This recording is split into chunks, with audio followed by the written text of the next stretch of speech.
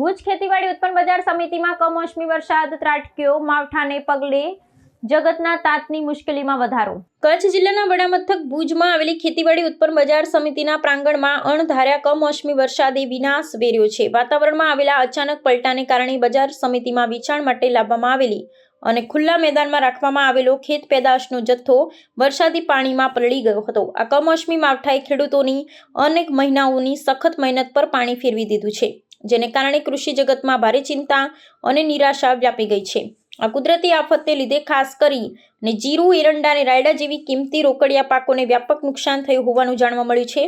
બજાર સમિતિમાં અપૂરતી છત કે શેડની સુવિધાને કારણે ખેડૂતો અને વેપારીઓ પોતાની જણસ સુરક્ષિત રાખી શક્યા નહોતા।